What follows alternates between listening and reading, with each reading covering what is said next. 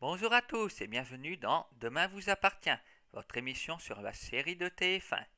Nous allons revenir sur les événements de la semaine écoulée. Comme vous le voyez, la famille Lazzari est au centre de toutes les attentions. Victoire est furieuse de cette mauvaise pub.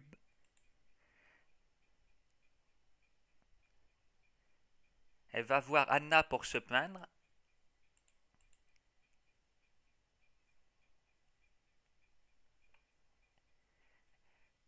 Elle rend ensuite une visite à Thomas qui la met dehors, car cette affaire le met aussi de mauvaise humeur.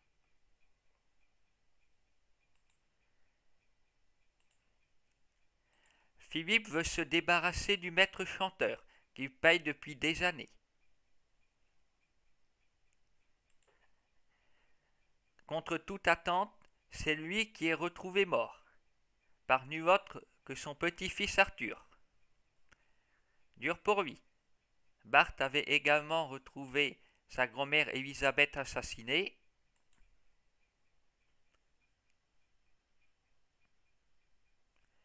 Au lieu de faire profil bas, puisqu'il a été menacé par la victime, Francis réclame à présent de l'argent à Anne-Marie.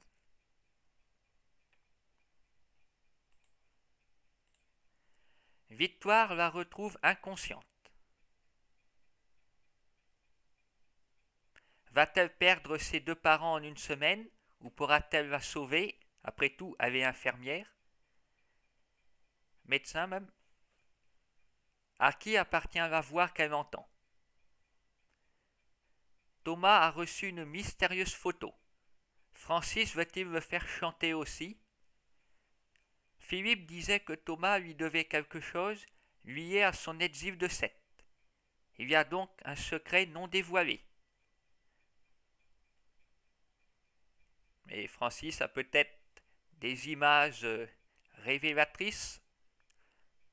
Si aucun des deux parents n'a tué Guillaume Delcourt, qui est coupable? Peut-être Sandrine qui l'aurait oublié? Morgane la console, mais semble en profiter pour lui soutirer des informations sur son passé. Dans quel but? Avant de changer de sexe, avait-elle un lien avec Guillaume?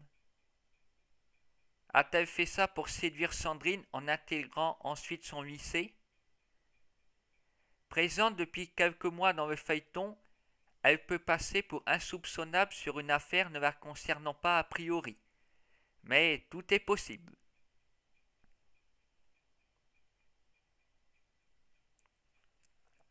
Passons maintenant aux intrigues secondaires de la semaine. Jules a crevé le pneu de Martin. Ce dernier n'a pas porté plainte. Virginie est furieuse après son fils et le gifle.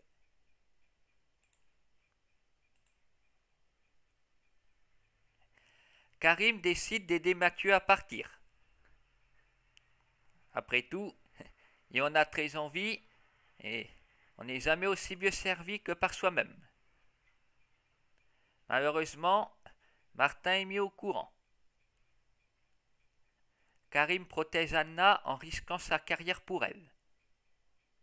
Va-t-il réussir à la reconquérir ou va-t-elle suivre Mathieu comme elle en a envie depuis des semaines?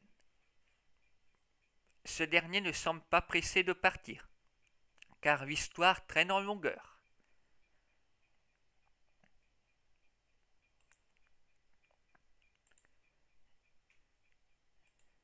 Sylvain et Betty ont réussi à convaincre Christelle de déménager en utilisant la manière forte.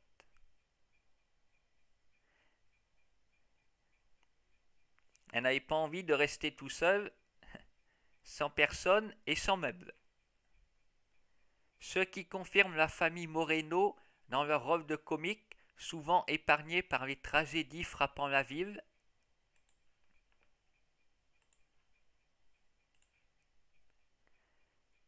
Arthur et Gabriel sont toujours en compétition pour séduire Sophia.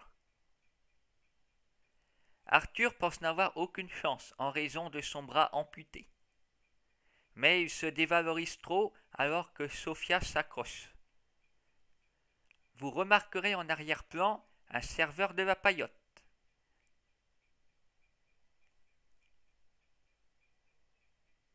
Et ici, c'est une serveuse. De semaine en semaine, ils sont présents. Mais qui sont-ils vraiment? Des gens venus espionner Thomas pour savoir ses réactions en rapport avec la découverte du corps de son frère et les secrets qui y sont liés? Ce dernier ne semble pas les remarquer, alors qu'il n'a pas les moyens de les payer. Bizarre, vraiment. Ou alors, il pense que c'est encore un coup de Victor Brunet qui impose ses protégés à ses frais. Trop heureux de cette main-d'œuvre supplémentaire et gratuite, Thomas ne se pose pas de questions dans l'immédiat, ce qui risque de lui attirer des ennuis suivant l'évolution des événements.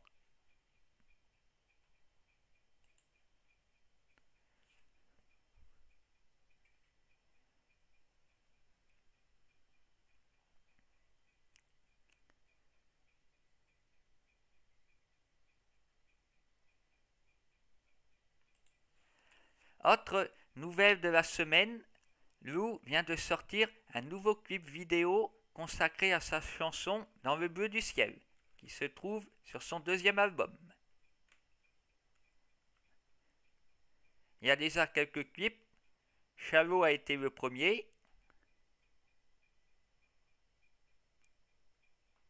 Ensuite, Qui pourrait, Besoin d'air et à présent Dans le bleu du ciel, qu'elle a tourné en Californie.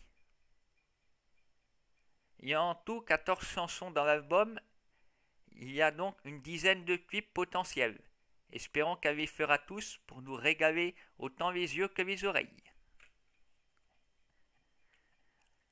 Merci Lou de m'avoir dédicacé ton CD. Continue comme ça.